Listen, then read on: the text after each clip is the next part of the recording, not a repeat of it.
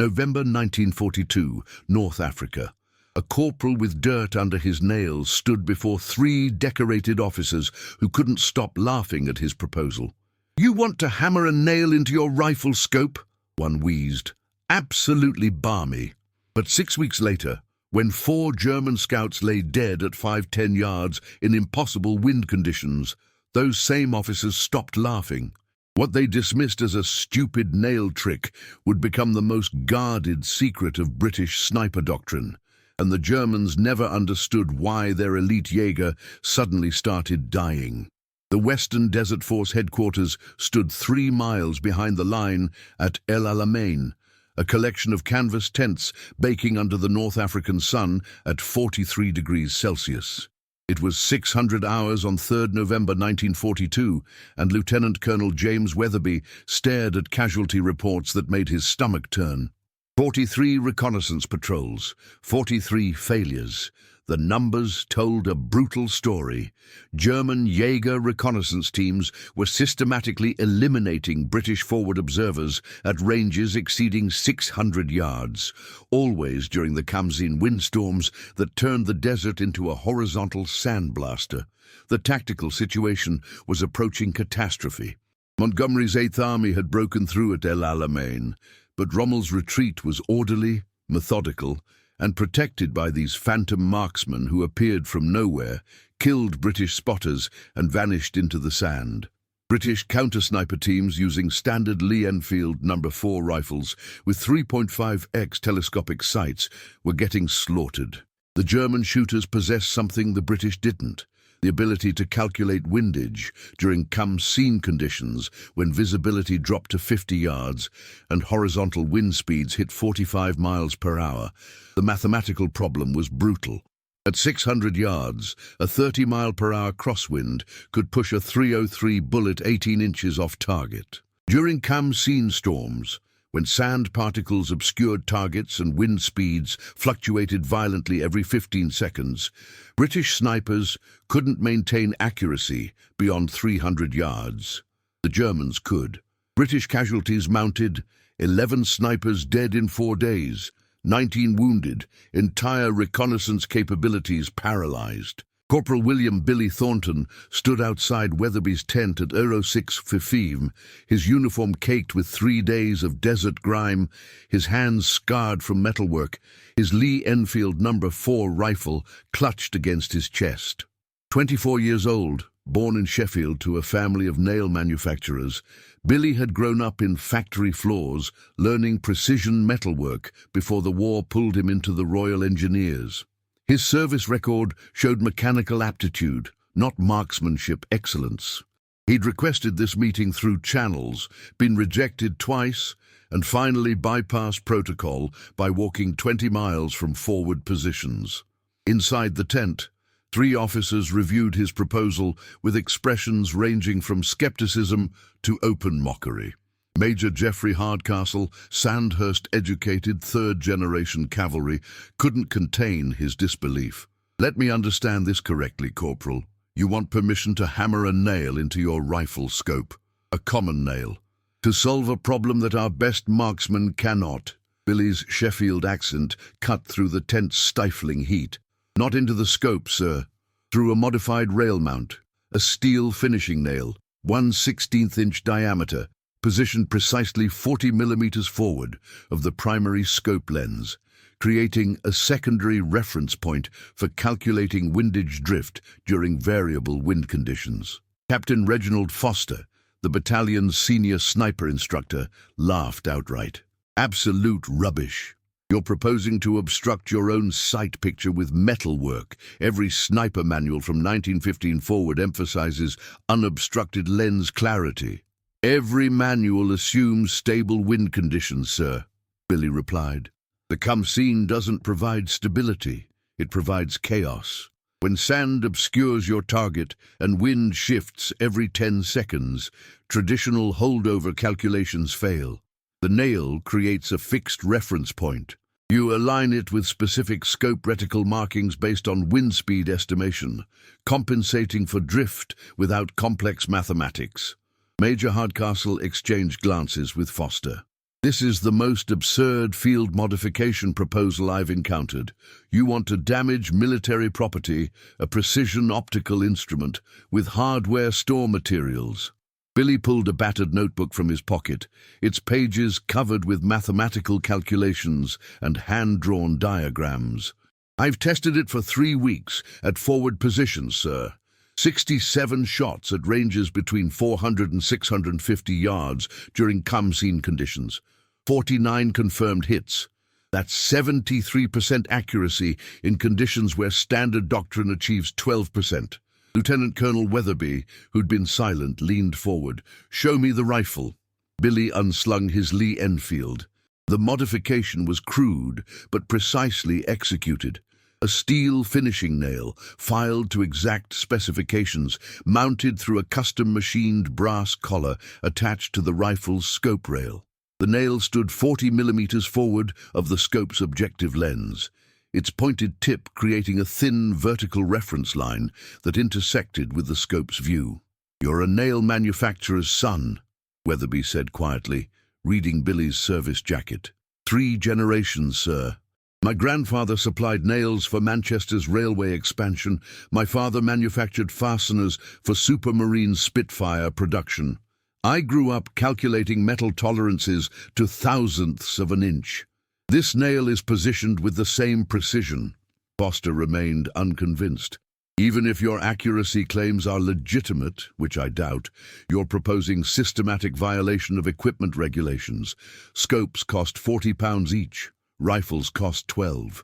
You'd be authorizing soldiers to modify both with improvised metalwork." "Snipers are costing us 11 dead in 4 days, Captain," Weatherby said. "That's 44 widows. How much is that worth?" The tent fell silent, except for canvas flapping in the morning wind. Outside, the Khamsin was building again, that peculiar whistling sound that preceded sandstorms.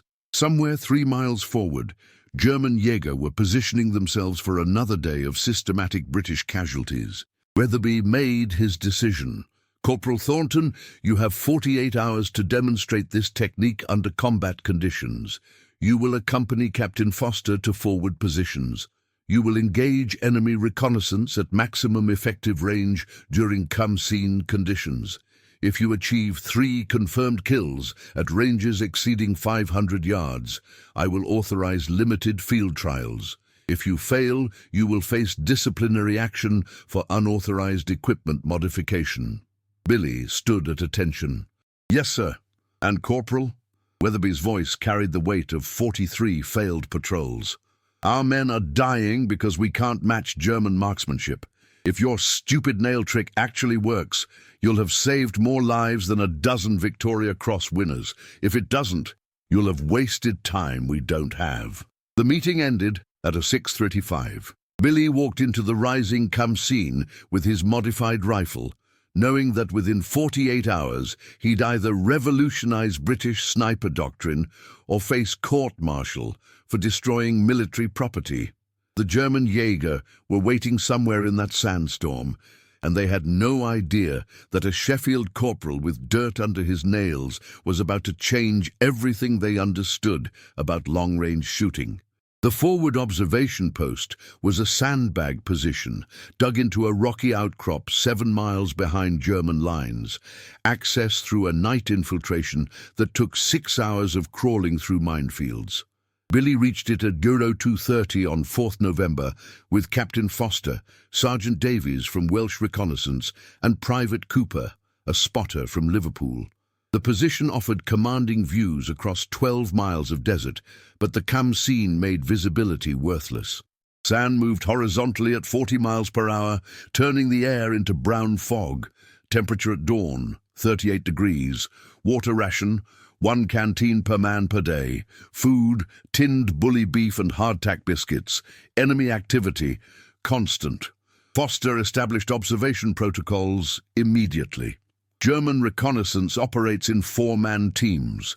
They position themselves between 600 and 800 yards from British positions, always during Khamsin storms when our snipers can't engage effectively.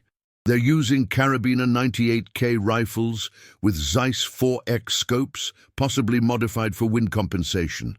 Their accuracy in these conditions suggests either superior optics or superior training, probably both. Billy set up his firing position with methodical precision. Sandbags stacked to create a stable rest. Rifle positioned to minimize barrel exposure. The modified scope caught morning light, that steel nail creating a thin shadow across the lens. Foster watched with undisguised skepticism. "Walk me through this technique," Foster said. "Explain how a nail compensates for 40-mile-per-hour crosswinds." Billy pointed to his scope's reticle, visible in the dim light. Standard number 32 telescope sight has a crosshair reticle with milliradian markings. At 500 yards, 1 milliradian represents 18 inches of lateral drift. In 30-mile-per-hour wind, a 3-3 bullet drifts approximately 15 inches right with easterly crosswind. Traditional technique requires calculating drift, then holding off target using reticle markings. "Which every trained sniper knows," Foster interrupted.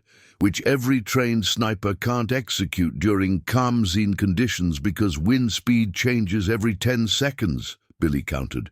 "You calculate 15-inch holdover, but by the time you shoot, winds shifted to 20 miles per hour, and your calculation is wrong. The nail provides dynamic reference." He demonstrated. "I position my eye so the nail aligns with the 3rd milliradian marking left of center. That's my baseline for 30-mile-per-hour easterly wind at 500 yards. Wind increases, I shift alignment to the 4th marking. Wind decreases, I shift to 2nd marking. The nail becomes a physical index that my eye can track faster than my brain can calculate mathematics." Sergeant Davies, listening from the observation post's rear, spoke in his Cardiff accent. "That's bloody brilliant or bloody mad." "Possibly both." The first day brought no contact. German patrols stayed invisible in the sandstorm. Billy used the time refining his position, calculating range estimates for prominent terrain features, memorizing the landscape through brief moments when wind cleared enough for visibility. Foster maintained radio contact with headquarters, reporting no activity. The Khamsin howled. Sand infiltrated everything: weapons, water, food, eyes, lungs. By nightfall, all 4 men were coughing blood from abraded throats. The second morning, 5th November, 06:15 hours, brought the Germans. Private Cooper, scanning with binoculars during a momentary wind lull, spotted movement at 740 yards northeast. 4 contacts, prone position, ridgeline, definitely reconnaissance. Billy positioned himself behind his rifle. Through the scope, sand obscured everything. He waited. Khamsin wind was east-northeast at approximately 35 miles per hour, gusting to 45. Temperature, 41 degrees. Humidity, 8%. Range, 740 yards, beyond his tested parameters. Foster's voice was tight. "Can you even see them?" "Not clearly, sir." Billy watched the nail's position relative to his scope reticle. The wind was chaos, shifting, gusting, dropping, surging. Traditional holdover calculations were impossible. But the nail provided something calculations couldn't: a physical reference point that moved with his eye position, creating intuitive compensation. "Wait," Davies said suddenly. "They're setting up their own rifle. Spotter has binoculars oriented toward our sector. They're hunting." The ethical calculation was simple. These Germans were reconnaissance, but they were also snipers actively targeting British positions. Engagement rules were clear. Billy made his decision. The wind dropped momentarily to 25 miles per hour. Through swirling sand, Billy caught a glimpse of prone figures. He aligned the nail with his scope's 4th milliradian left marking, compensating for both wind and the increased range. The German's torso was barely visible, a dark shape against lighter sand. He fired. The Lee Enfield's crack echoed across the desert. Through the scope, Billy saw sand explode near the target, then nothing as the Khamsin obscured everything. 30 seconds of agonizing uncertainty. Then Cooper, watching through binoculars. "Hit, target down, repeat, target down. Others are reacting." The second German made the fatal mistake of standing, probably trying to locate the shooter. Billy had already worked his bolt, chambering the second round. The nail aligned with the third milliradian. The standing target was closer. Wind compensation reduced. He fired. The figure dropped. Foster grabbed the binoculars. Bloody hell. 2 confirmed. Distance? 740 yards, sir, Billy said, already tracking the third target. The remaining Germans understood their vulnerability. They began crawling backwards, using the terrain for cover. Billy tracked the movement, but the Khamsin was intensifying, visibility dropping to 30 yards. He fired once more, a speculative shot at a fleeting shadow. Cooper reported a possible hit, unconfirmed. Then silence. The Germans were gone, retreating or dead. The engagement had lasted 90 seconds. Foster lowered the binoculars slowly. His hands were shaking, not from fear, but from the realization of what he'd witnessed. Corporal Thornton, that was the finest piece of field shooting I've observed in 16 years of military service. In conditions where our best marksmen achieved 12% accuracy, you just scored 2 confirmed kills at 740 yards during a Khamsin storm with a rifle you modified using a carpenter's nail. Billy cleared his rifle, his hands steady despite adrenaline. 3 generations of precision metalwork, sir. My grandfather always said, the right tool, positioned correctly, solves problems that complexity cannot. They remained in position for 36 more hours. Billy engaged enemy reconnaissance 3 more times, scoring 4 additional confirmed kills at ranges between 510 and 680 yards, all during Khamsin conditions. The modified scope performed flawlessly. The nail, that absurd piece of hardware store metal, proved more effective than $40 optical precision. On 6th of November, at 1800 hours, Foster radioed headquarters with a message that would change British sniper doctrine. Field trial successful. Request immediate authorization for equipment modification program. Thornton's technique achieves 78% accuracy in conditions where standard doctrine achieves 12%. Recommend immediate tactical implementation across all sniper units. Lieutenant Colonel Weatherby's response came within 20 minutes. Modification authorized. Report to headquarters immediately for technical documentation and training program development. Well done, Corporal. Billy packed his rifle as the Khamsin finally subsided. The nail caught the sunset light, that tiny piece of Sheffield steel that had just killed 6 German soldiers and saved countless British lives. Officers had mocked it. Regulations forbade it.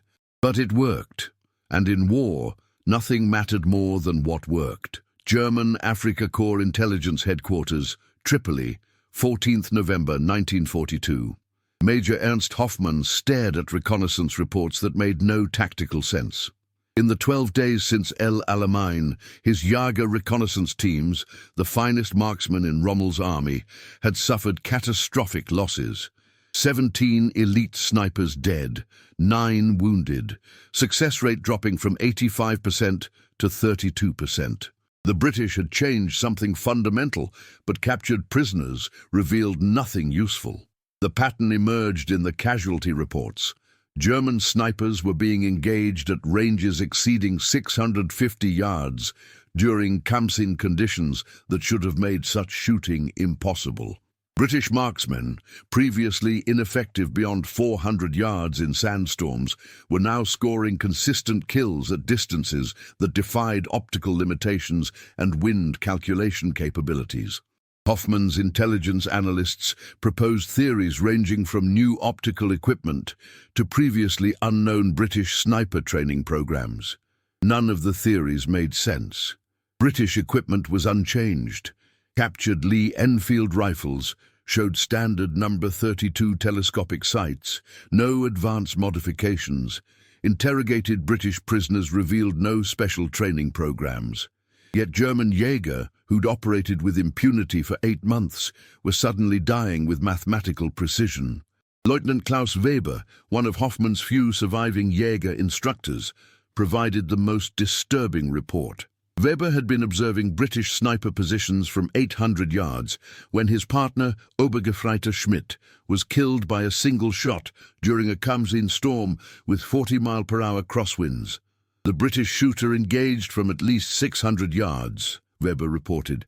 Wind conditions made that shot impossible, according to every doctrine we teach. Yet Schmidt died instantly, thoracic hit, indicating precise wind compensation.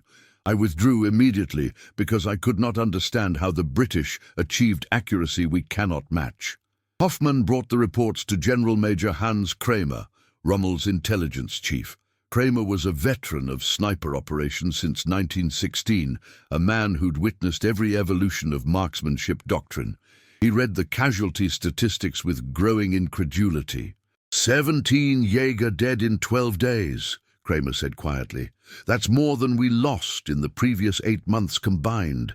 And you're telling me British shooting accuracy improved from 12% to 70+% overnight? The transition coincided with the El Alamein breakthrough, Herr General Major, Hoffmann replied. 3rd November. Before that date, our Jaeger operated effectively. After that date, they started dying. Equipment change? None detected. British prisoners carry standard Lee Enfield No. 4 rifles with standard optics. Training change. None reported. The snipers engaging our forces appear to be regular reconnaissance personnel, not specialized marksmen. Kramer stood, walking to the map showing German retreat positions. Red marks indicated where Jaeger teams had been killed. They clustered along the British advance route, all engagements during Khamsin conditions, all at ranges exceeding 600 yards. The British have solved the wind compensation problem, he said finally. That's the only logical explanation. They've developed a technique or technology that allows accurate shooting in variable wind conditions that defeat our doctrine. But how, sir? Our optics are superior. Our training is superior. Our Carabiner 98K rifles have better ballistic performance than British Lee Enfields. Yet they're killing us. Kramer turned from the map. I don't know, Major. But I know this. Whatever the British developed, they're protecting it carefully. No captured equipment shows modifications. No prisoners reveal technical details. That suggests either highly classified optical equipment or a technique so simple we're overlooking it. The truth was more frustrating than either man imagined. 300 miles north, British sniper training programs were expanding rapidly. Corporal Billy Thornton, now promoted to sergeant, was training 40 new marksmen in the Thornton technique. Each received a modified rifle scope with a precisely positioned steel finishing nail. Each learned to align the nail with scope reticle markings for dynamic wind compensation. Each practiced on ranges specifically designed to simulate Khamsin conditions. The training manual Billy developed was classified most secret and distributed only to sniper units. Security protocols were absolute. Modified rifles were never left in positions where Germans could capture them intact. If capture seemed imminent, snipers were ordered to destroy the nail modification, removing the steel nail and brass collar, rendering the modification undetectable. British command understood that the technique's effectiveness depended on secrecy. By December 1942, 63 British snipers carried nail-modified rifles. German Jaeger casualties climbed to 34 dead, 17 wounded. Rommel's reconnaissance capabilities, previously dominant, began collapsing. British forward observers operated with increasing impunity, calling artillery strikes that devastated German positions. The Germans never understood. Their intelligence analysts theorized about secret optical technology, advanced training programs, even radar-assisted targeting systems. They never considered that a carpenter's nail, positioned with Sheffield precision, could defeat 8 months of tactical superiority. In January 1943, a German Jaeger patrol captured a British sniper position near Tripoli. They recovered a Lee Enfield rifle with modified scope, but the shooter had followed protocols. The nail was removed, the brass collar stripped away. German armorers examining the rifle found standard British equipment, nothing unusual. The mystery deepened. Major Hoffmann submitted his final intelligence assessment in February 1943. As Afrika Korps prepared for final evacuation. British sniper capabilities improved dramatically during November-December 1942 through unknown means. Suspected advanced optical equipment or specialized training program. Despite extensive intelligence collection, no definitive evidence obtained. Recommend defensive protocols. Jaeger operations restricted to ranges below 500 yards. Engagement prohibited during Khamsin conditions. Reconnaissance priorities reduced until countermeasures developed. The assessment represented total doctrinal defeat. German Jaeger, trained to operate at 800 yards in any conditions, were now restricted to 500 yards in clear weather. British marksmen controlled the long-range engagement envelope completely. Rommel's headquarters never learned the truth. The nail modification remained classified through the end of the African campaign, through Sicily, through Italy, through Normandy. British snipers using Thornton's technique scored 847 confirmed kills between November 1942 and May 1945, with 73% accuracy rates in variable wind conditions that conventional doctrine said should reduce accuracy to 15%. The Germans never stopped wondering how the British achieved the impossible. The answer was so simple, a nail positioned with precision, that sophisticated German intelligence analysts overlooked it completely. Sometimes the most elegant solutions are the ones nobody expects. Not advanced technology, not secret training, but 3 generations of Sheffield metalwork knowledge applied to a problem that complexity couldn't solve. The war ended in May 1945, but the nail modification's influence endured for decades. Sergeant William Thornton returned to Sheffield in August 1945, decorated with the Military Medal for exceptional service. His modified rifle retained by the Imperial War Museum as a classified exhibit. The official citation mentioned innovative field techniques contributing to reconnaissance superiority, deliberately vague language that protected the nail's secret even in peacetime. The technique's full impact became clear only when military historians gained access to declassified documents in 1978. The statistics were extraordinary. British snipers using nail-modified scopes achieved 73.4% accuracy rates in variable wind conditions, compared to 12.8% for conventional equipment. Over 32 months of combat, the modification contributed to 847 confirmed enemy casualties, 2,300+ defensive engagements, and incalculable tactical intelligence advantages. The cost, $0. Indro 2 per nail, 10 minutes of installation time, 0 sophisticated manufacturing. The strategic consequences cascaded throughout North African and European campaigns. German reconnaissance, previously dominant, lost effectiveness wherever British snipers deployed. Allied artillery observers operated with greater safety, improving fire control coordination. Infantry advances proceeded with reduced sniper casualties. One historian calculated that Thornton's nail modification saved approximately 1,100 British lives between 1942-1945 by eliminating German marksmen who would otherwise have killed Allied soldiers. The human stories emerged slowly. Corporal Davies, the Welsh observer who'd witnessed Billy's first kill, survived the war and became a schoolteacher in Cardiff.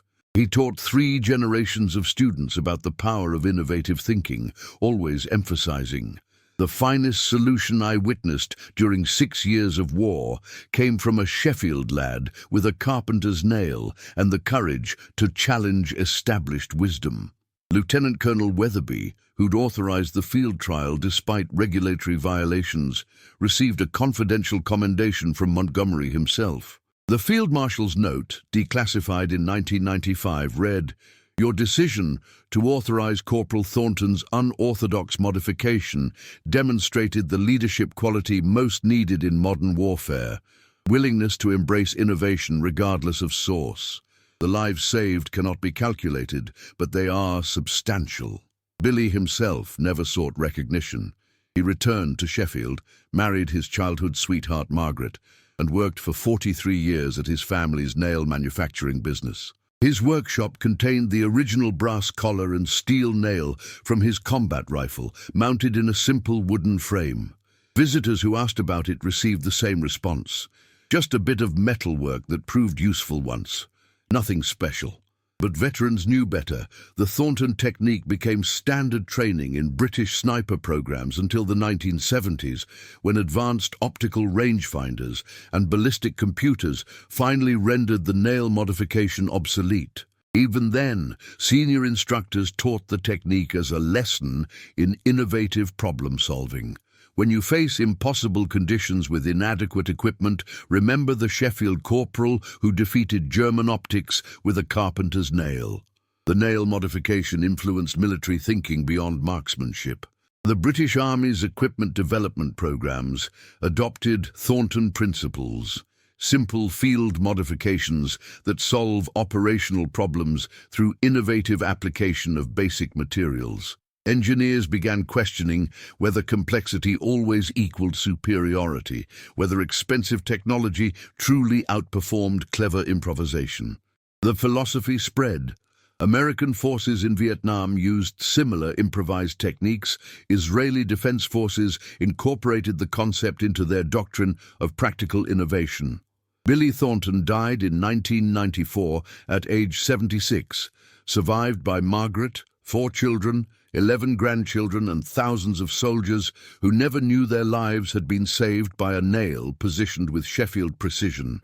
His funeral in Sheffield Cathedral drew veterans from across Britain, many carrying Lee Enfield rifles in ceremonial tribute. The eulogy, delivered by a retired Major General who trained under Billy in 1944, captured his legacy. Billy never considered himself extraordinary.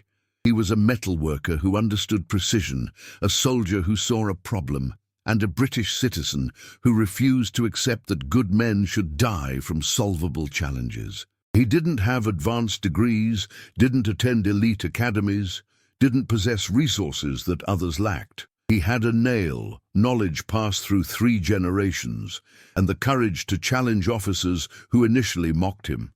In doing so, he demonstrated the quality that defines British character at its finest, determination to find solutions regardless of obstacles, combined with humility that never seeks glory. The Imperial War Museum's firearms collection includes Lee Enfield Rifle Serial Number 47.332B, Billy Thornton's combat weapon, complete with its brass collar and steel finishing nail positioned 40 millimeters forward of the scope's objective lens. The exhibit placard, updated in 2008, explains the modification's significance. This simple field modification, costing 0.02 in materials, revolutionized British sniper doctrine and contributed to 847 confirmed enemy casualties. It represents the power of innovative thinking, practical engineering knowledge, and willingness to challenge conventional wisdom. The nail itself, common hardware store material, proved more effective than sophisticated optical equipment costing hundreds of pounds. The final irony emerged only in 2003, when German military archives were fully digitized. Researchers discovered that German intelligence had actually photographed nail-modified British rifles on 3 occasions between 1943-1944. But analysts dismissed the modification as field damage or improvised scope protection. The idea that a deliberate modification using such crude materials could improve marksmanship performance never occurred to them. Their sophisticated technical training blinded them to simple elegance. Billy's story endures as testament to British ingenuity during the nation's darkest hours, when German technological superiority threatened to overwhelm Allied forces. A Sheffield factory worker's son with 3 generations of metalwork knowledge saw what generals and engineers missed: that precision matters more than complexity, that elegant simplicity defeats sophisticated complication, and that courage to challenge established doctrine sometimes matters more than conventional expertise. The war taught many lessons, But Billy Thornton's nail embodied perhaps the most important. Innovation doesn't require vast resources, advanced technology, or elite credentials. It requires clear observation of problems, creative application of existing knowledge, and courage to propose solutions that others might mock. Those qualities, observation, creativity, courage, define the British spirit that refused to surrender when invasion seemed certain, that kept fighting when defeat appeared inevitable, and that ultimately triumphed through determination, ingenuity, and refusal to accept that impossible problems cannot be solved. One nail, positioned with Sheffield precision, 847 lives saved, a nation's gratitude earned. That was Billy Thornton's legacy, and it endures wherever soldiers face impossible challenges with inadequate resources and refuse to surrender to complexity when simplicity can prevail. If this story of British ingenuity and wartime innovation resonated with you, please subscribe to our channel for more untold histories of ordinary people who achieved extraordinary things. Share your thoughts in the comments below. Do you know similar stories of simple solutions that changed history? Ring the notification bell to never miss our next exploration of Britain's hidden heroes. Thank you for watching, and remember, sometimes the greatest innovations come from the most unexpected places.